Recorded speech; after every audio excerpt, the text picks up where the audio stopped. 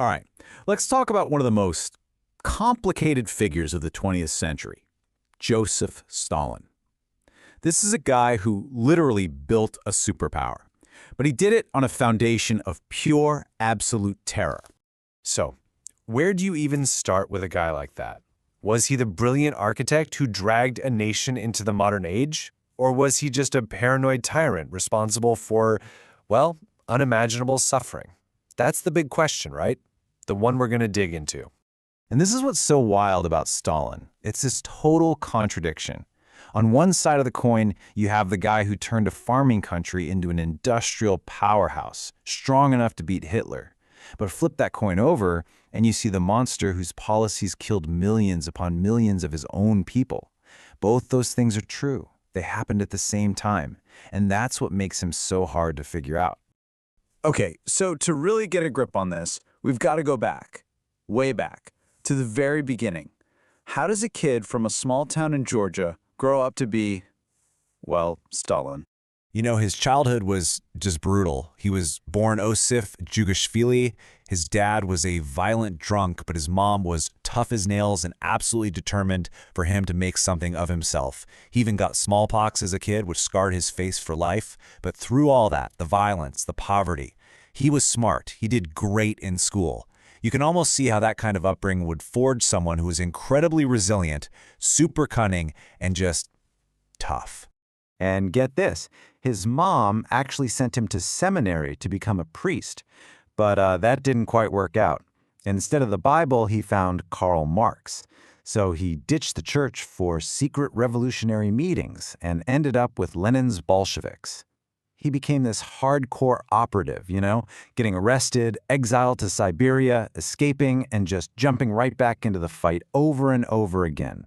So the revolution happens, Lenin dies, and suddenly there's this huge power vacuum. And this is where Stalin makes his move. Now you got to understand, he wasn't the guy giving big, fiery speeches. He wasn't some brilliant writer. But what he was an absolute master of the political game. And his secret weapon? It was a job that sounds, honestly, kind of boring. General secretary. He got the gig in 1922. But here's the brilliant part. In the Soviet Union, the Communist Party was the government. So while all his rivals were out there making headlines and giving speeches, Stalin was in the background, quietly putting his own people in every important job in the country. He was building this massive power base that was loyal to him and nobody else.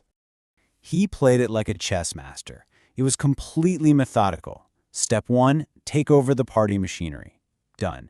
Step 2, team up with some guys to get rid of a big rival. Then, once that guy's gone, turn on your old buddies and take them out. He did this over and over, just systematically outmaneuvering everyone, including his biggest rival, Leon Trotsky, until, boom, he was the only one left standing. Okay, so now he has total, absolute power. And what does he do with it? He launches one of the most ambitious and one of the most brutal projects in human history. He was going to drag the Soviet Union kicking and screaming into the modern industrial age, and he did not care what it cost. The goal itself was just audacious. Take this huge, sprawling country full of farmers and, with these things called 5-year plans, turn it into an industrial giant that could go toe-to-toe with the West. It was basically a declaration of war on centuries of tradition. And you know what? If you just look at the numbers for heavy industry, it was a wild success. Coal production, iron, steel, it all just skyrockets. You have massive factories, giant dams appearing out of nowhere. On paper, it looked amazing. But there was a very, very dark side to all this progress. And that price, it was paid by the peasants. Stalin's government basically stole all their land and forced them onto these huge state-controlled farms. And it was an absolute disaster. It totally wrecked food production and led to a horrific man-made famine, especially in Ukraine, known as the Holodomor. So while the factories were cranking out steel, out in the countryside, more than 3 million people were literally starving to death. Think about that. But controlling the land and the factories? That wasn't enough for Stalin. He needed to control what people thought. He needed to control their souls. And that leads us to maybe the darkest chapter of his entire rule, the Great Terror. And the sheer scope of this thing is just terrifying. This wasn't just about getting rid of his political opponents anymore. This was about getting rid of anyone who might someday, possibly, be a threat. We're talking top party officials, the best military leaders, brilliant scientists, artists, and then just regular people. Swept up, arrested on made-up charges. Absolutely no one was safe. And the result was swift and it was brutal. Tens of thousands were executed. Millions more were shipped off to the gulags, this huge network of horrific labor camps where people were just worked to death or starved or froze in the unbelievable conditions. So what was the point of all this horror? Well, it worked. The Great Terror achieved exactly what it was designed to do. It shattered society, broke the connections between people, and wrapped the entire country in a suffocating blanket of fear. And that fear, that became Stalin's most powerful weapon. And just as this internal terror was finally starting to wind down, the rest of the world was catching fire. World War II was coming. So Stalin, the backroom political player, the nation builder, he now had to become a warlord and lead the Soviet Union into the biggest, deadliest war in human history. You know, at first he tried to stay out of it. He signed this completely shocking deal with Hitler, his sworn enemy. But of course, in 1941, Hitler betrayed him and invaded. The Soviets suffered these just catastrophic losses at first. But then, Stalin rallied the country. The Battle of Stalingrad became the brutal turning point. And by 1945, it was the Soviet Red Army planting its flag on top of the Reichstag in Berlin. But that victory, my God, the cost. It's a number that's almost impossible to really wrap your head around. Over 20 million Soviet people died.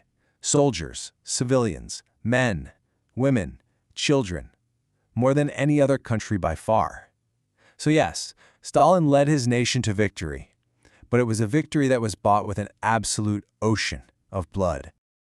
And so that brings us right back to the beginning, doesn't it? After the war, the Soviet Union was undeniably a global superpower. Stalin made sure of that. But his methods? They never got any less brutal. And so we're left with this deeply unsettling paradox.